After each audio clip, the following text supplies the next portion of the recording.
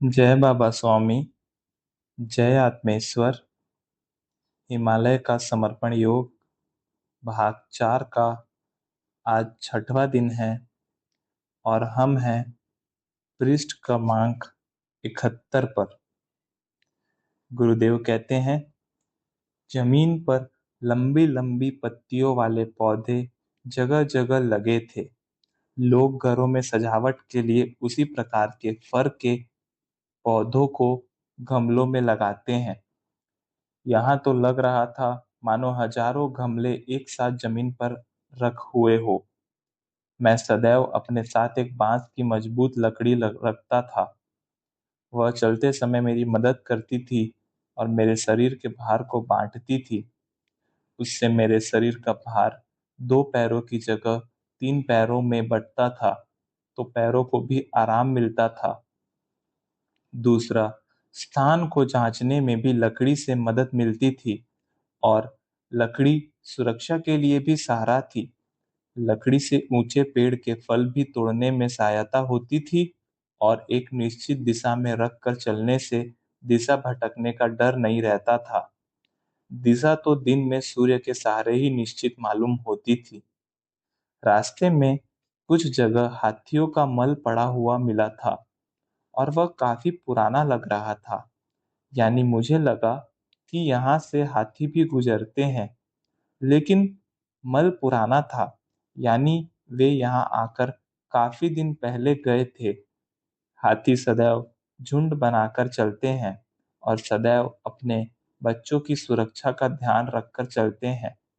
प्रायः एक बड़ी उम्र का हाथी या हथिनी दल की नेता नेत्री होते हैं और उसके आदेश पर ही सारा हाथी दल चलता है। वे चलते समय एक प्रकार का विशिष्ट आकार बनाकर चलते हैं। हो सकता है वह उनकी अपनी व्यू व्यू रचना हो। आगे नेता और उसके बाद 4 बड़े हाथी और उनके पीछे 6 हाथी, बाद में बच्चों को लेकर 6 हथीनियां और उसके पीछे 6 जवान हथीनियां, उनके पीछे 4 नर हाथी और उसके बाद 2 नर हाथी और सबके पीछे एक नर हाथी। इस प्रकार का एक लंब चौकोर आकार बनाकर वहां के हाथी चलते हैं, मानो एक पतंग ही तैयार कर चल रहे हो। साधारणतः चलते समय और आसपास बाघ या शेर आदि का खतरा होने पर यह सुरक्षा कवच एकदम व्यवस्थित बन जाता है। बाकी सामान्य स्थिति होने पर ऐसा आकार होता ही है ऐसा नहीं है। बच्चों को थोड़ी खेलने की ढील दी जाती है। छोटे छोटे तालाबों में, नदियों में नहाते समय भी यह सुरक्षा कवच नहीं होता है। हाथी अपने बच्चों का विशेष ध्यान रखते हैं और बच्चों को संभालने में नर हाथी भी महत्वपूर्ण योगदान देते हैं। बड़े बड़े बच्चे भी अपनी माँ का दूध पीते हुए दिखते हैं। हाथी वैसे शांत प्राणी है, उसको खतरा न हो तो वह आक्रामक नहीं होता है। नर हाथी के 2 बड़े सुंदर दांत होते हैं और इन्हीं दांतों के लिए शिकारी उनका शिकार करते हैं और इन्हीं हाथी दांत से गणेश की सुंदर मूर्तियां बनाई जाती है। यह कैसी विडंबना है, श्री गणेश मूर्ति बनाने के लिए एक हाथी की हत्या हो जाए और उससे बनी मूर्ति की पूजा की जाए। यह सब मनुष्य की अज्ञानता है।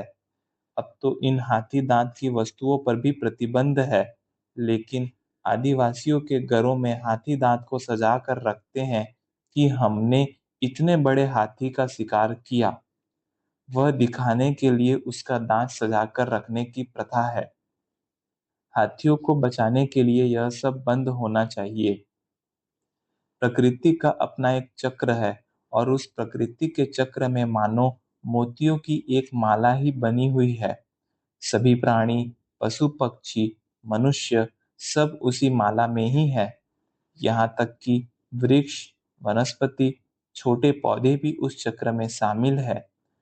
उस मोतियों की माला से अगर एक मोती को भी आप निकालते हैं तो सारी माला ही टूट जाती है।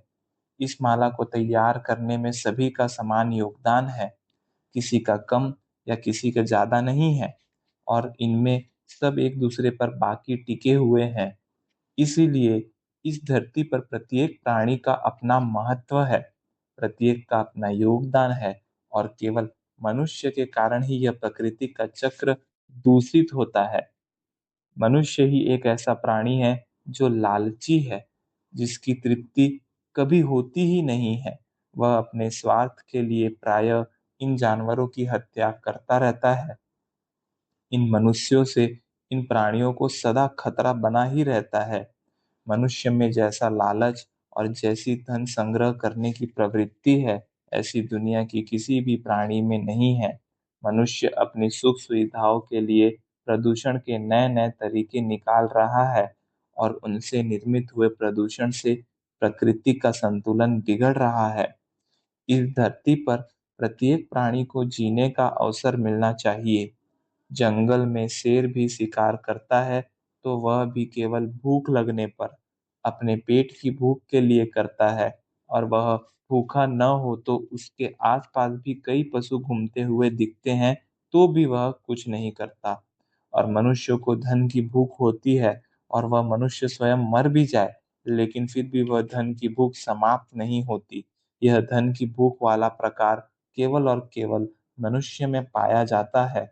इसलिए मनुष्य जैसा क्रूर प्राणी इस जगत में और कोई भी नहीं है। ऐसा कभी कभी लगता है कि यह मनुष्य प्राणी ही इस जगत में नहीं होता तो कितना अच्छा होता। मनुष्य नहीं होता तो धन की लालसा नहीं होती, और धन की लालसा नहीं होती तो शिकार नहीं होते, और शिकार नहीं होते तो प्राणी नहीं मारे जाते, और न यह प्रकृति का चक्र बाधित होता। इस प्रकार से तो लगता है प्रकृति के चक्र के विरोध में जाने वाला मनुष्य ही है, जो अपने भोजन के लिए, अपने स्वार्थ के लिए हजारों प्राणियों की हत्या करता रहता है। मनुष्य के मांसाहार के कारण हजारों पशु पक्षी मारे जाते हैं, और दूसरी ओर मनुष्य क्रूर और क्रूर होता जा रहा है। केवल अच्छा लगता है, नरम मांस होता है, इसीलिए जानवरों के गर्भस्थ बच्चों को भी मारकर खा रहा है। मैंने मनुष्य जैसा क्रूर प्राणी जीवन में नहीं देखा, और इन सब बच्चों की माँ की बद्दुआ मनुष्य को भोगनी पड़ रही है, क्योंकि एक दुख के, एक पीड़ा के वाइब्रेशन इन बच्चों की माँ इस धरती पर छोड़ रही है, और इसी के कारण प्रकृति का संतुलन बिगड़ रहा है, और प्रकृति भी विनाश के नए नए तरीके निकाल रही है। प्रकृति की विपदाएं नए नए रूपों में आ रही है। कुछ मानवों की गलती का खामियाजा सारे जगत को चुकाना पड़ रहा है। प्रकृति का संतुलन बिगड़ रहा है केवल एक मनुष्य के कारण, और मनुष्य का लालच है जो कि समाप्त होने का नाम ही नहीं ले रहा है, बढ़ता ही जा रहा है। इसलिए इस धरती पर विभिन्न प्रकार की आपदाएं आ रही है, मानो यह धरती भी मनुष्यों के व्यवहार से त्रस्त हो रही है। यह सब सोचते सोचते मैं उस ढलान के किनारे पर आ पहुंचा, और नीचे का दृश्य बड़ा ही सुंदर था। नीचे एक बड़ी नदी बह रही थी, और नदी के उस पास हाथियों का एक झुंड पानी में अपने बच्चों के सहित मस्ती कर रहा था। कई हथिनियों पर उनके बच्चे चढ़ने का प्रयास कर रहे थे, और वे पानी में शांत बैठी हुई थी। वह काफी बड़ा हाथियों का दल था। मैं उन्हें देखते हुए धीरे धीरे नीचे उतर रहा था। तब शाम हो गई थी और अंधेरा भी होने लगा था। मुझे भी रात का आसरा खोजना था। रात को सोने के लिए कोई सुरक्षित स्थान खोजना था। नदी के अधिक पास जाना ठीक नहीं था, इसीलिए तीन बड़े बड़े पत्थरों के बीच की एक जगह मुझे सुरक्षित लगी, जहां हवा और ठंड से बचा जा सकता था। रात के समय वहीं रुकने का मैंने निश्चय किया। आसपास से थोड़ी घास इकट्ठा की और उसका बिछौना बनाया। कुछ लकड़ियां इकट्ठा करके आग जलाई, और तीन बड़े लकड़े जलाने के लिए रख दिए, जो रात भर मुझे साथ देने वाले थे। मुझे चलते समय सुमा ने जो बिस्किट के पैकेट दिए थे, उसमें से एक बिस्किट का पैकेट खाया, और साथ में कुछ लाई पत्ते से दिखने वाले पत्ते थे, वे भी तोड़कर खाए, और रात में चुपचाप पड़ा रहा। रात जैसे जैसे बीतती गई, नदी की आवाज बढ़ती गई, और जिस प्रकार से ऑर्केस्ट्रा बजता है, ठीक उसी प्रकार से नदी का पानी अलग-अलग पत्थरों से टकरा रहा था और पत्थर के आकार और पानी के दबाव के कारण एक अलग प्रकार की ध्वनि निकल रही थी। नदी भी मानो संगीत सुना रही थी। उसका वह संगीत सुनते-सुनते ही नींद लग गई, क्योंकि मैं दिन भर का थका हुआ था। सुबह-सुबह ही नींद खुली। वह हवा के कारण बड़े जोर से हवा बह रही थी और ठंड भी लग रही थी। इसी कारण नींद खुली। मैं उठकर बैठा और ध्यान करने लगा। मेरे गुरुदेव को याद करने लगा। उन्हें धन्यवाद देने लगा कि आस-पास मौसम की स्थिति इतनी खराब है, फिर भी उन्होंने मुझे जीवित रखा। उनकी ही करुणा में वह नया सवेरा देख रहा था। तभी नदी के उस पार से सूर्योदय की लालिमा आकाश में दिखने लगी। सामने के दो पहाड़ों के बीच में सूर्य भगवान ऊपर आने वाले थे। बड़ा सुंदर वातावरण था। मैंने सूर्य को ही गुरुदेव मानकर नमस्कार किया और सूर्य शिव बाबा नमो नमः कहकर सूर्य के दर्शन किए। मेरे गुरुदेव के दर्शन मैं प्रतिदिन सूर्य में करता था और जीवन में मुझे केवल और केवल सूर्य की प्रतीक्षा करना अच्छा लगता था, क्योंकि मेरा भाव था कि मैं अपने गुरुदेव की प्रतीक्षा कर रहा हूँ। गुरुदेव की प्रतीक्षा का बड़ा ही रोमांचकारी अनुभव होता है। मन की समूची एकाग्रता हो जाती है। मन एकदम एकाग्र और स्थिर हो जाता है। सारे विचार बंद हो जाते हैं। सारा चित्त केवल गुरुदेव के पदचाप पर केंद्रित हो जाता है। मैं सोच रहा था, परमात्मा की शक्ति तो सारे विश्व में भरी पड़ी है, लेकिन वह विश्व चेतना हमें किस माध्यम से मिली? वही माध्यम हमारे लिए भगवान है। वास्तव में भगवान का कोई आकार ही नहीं है और जिसे हम भगवान मानते हैं, वह भी कभी भगवान नहीं होता है, क्योंकि कोई शरीर या आकार भगवान हो ही नहीं सकता है, क्योंकि भगवान तो निराकार है और सर्वत्र है। उसे एक आकार में कैसे बांधा जा सकता है? और जो हम आकार में बांधते हैं, वह तो केवल हमारा मानना है और यह मानना ही मन की सर्वोच्च दशा है। यह सर्वोच्च दशा ही हमें उस विश्व चेतना के करीब लाती है, जिसे हम भगवान कहते हैं। यह ठीक वैसा ही है जैसा कि नदी इतनी बड़ी है, जिसे मैं पीना चाहूँ तो भी नहीं सकता, क्योंकि इसके पानी का स्वरूप बहुत बड़ा है, बड़ा ही विशाल है। मैं इतने विशाल स्वरूप वाली नदी को कभी भी पी नहीं सकता हूँ और पीना भी चाहूँ तो मेरे चाहने से कुछ नहीं होगा। यह वास्तव में कभी हो ही नहीं सकता। तो प्रश्न है, यह होना कैसे संभव है? इसका एक ही मार्ग है। मुझे नदी के उस छोटे से स्वरूप को अपने दोनों हाथों में लेकर उस हाथ में आए हुए पानी को नदी का पानी है, नदी का समूचा पानी है, इस भाव के साथ समझकर पीना होगा। जब इस प्रकार से पीऊंगा तो मैं कह सकूंगा कि मैंने नदी का पानी पिया और मेरी प्यास बुझी और मुझे समाधान हुआ कि मैंने पानी पिया है। लेकिन नदी तो अभी भी वैसी ही बह रही है। मेरे पानी पीने से कुछ फर्क नहीं पड़ा। नदी के पानी को कोई फर्क नहीं पड़ा, लेकिन मेरी भावना पर फर्क पड़ा। मैंने मान लिया कि मैंने नदी का पानी पिया और यह मानने से ही मुझे आत्म शांति का अनुभव हुआ। यह मानना ही बहुत महत्वपूर्ण होता है। जिस प्रकार से नदी का पानी हाथ में आने से हमें वह हमारा लगता है, लेकिन फिर भी नदी का पानी हमारा नहीं होता है। लेकिन हम मान लेते हैं वह हाथ का पानी मेरा है। ठीक इसी प्रकार से परमात्मा की शक्ति तो सारे विश्व में फैली पड़ी है, लेकिन हम उसके किसी माध्यम को ही पकड़ लेते हैं और मान लेते हैं कि हमने भगवान को खोज लिया, भगवान को पा लिया। तो हमें यह समाधान मिलता है कि हमने उसे पा लिया। चूंकि हम जीवित है और वह माध्यम भी जीवित है, इसीलिए हम हमारे जीवन में भगवान को पकड़ना चाहते हैं, पाना चाहते हैं, तो उसे ही पकड़ सकते हैं, क्योंकि वही हमारी पकड़ में आ सकता है।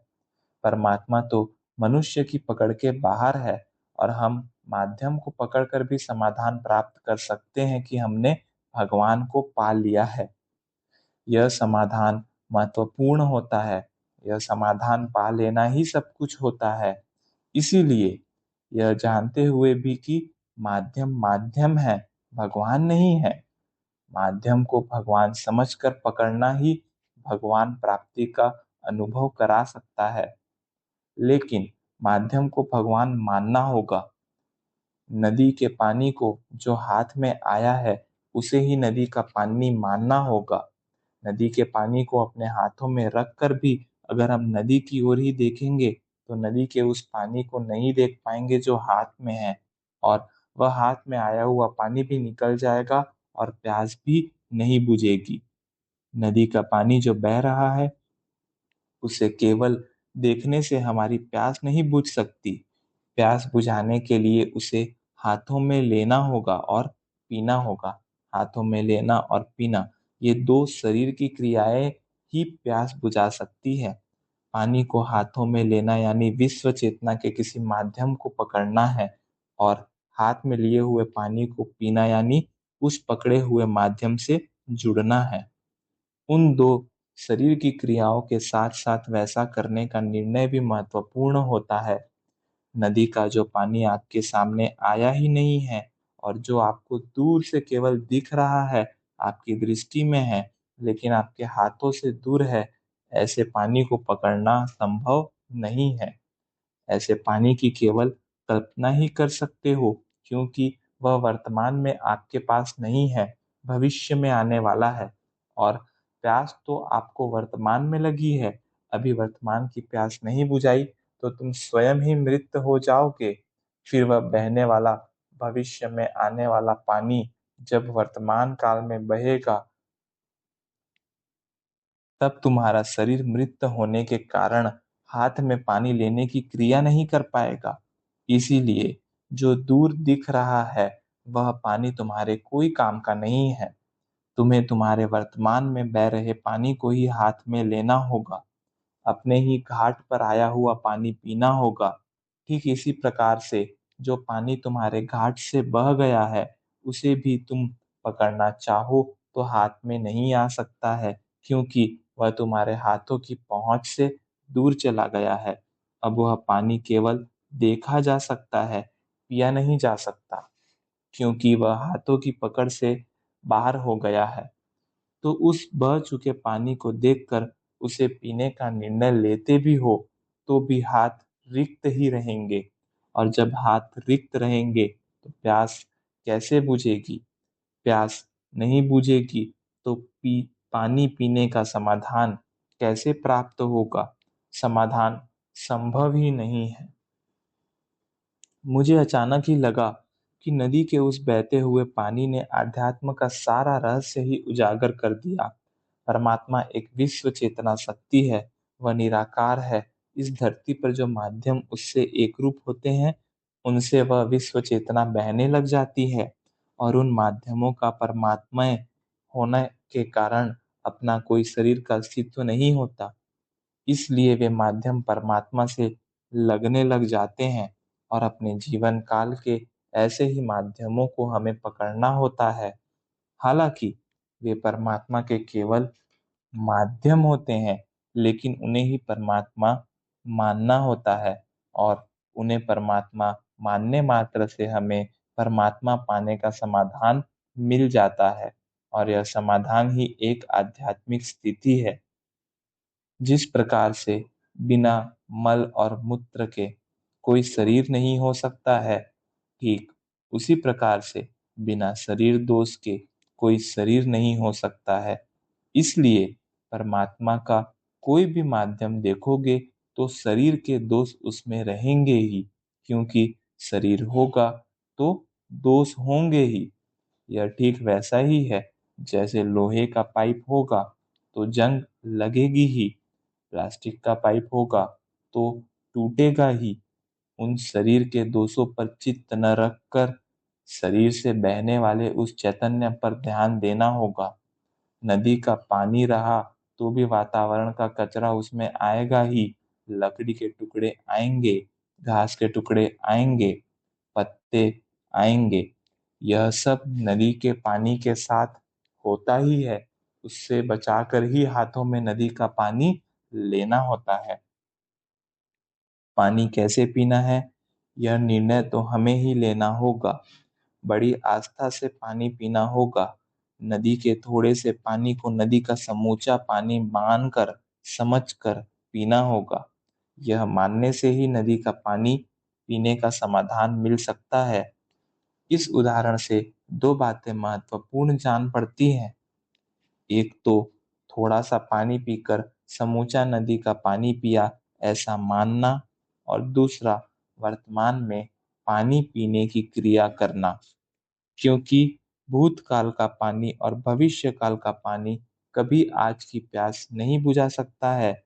मैं मन ही मन सोच रहा था, यह नदी का पानी कितना पवित्र व निर्मल है कि इसके दर्शन मात्र से मेरा चित्त निर्मल हो गया है। जय बाबा स्वामी, जय आत्मेश्वर।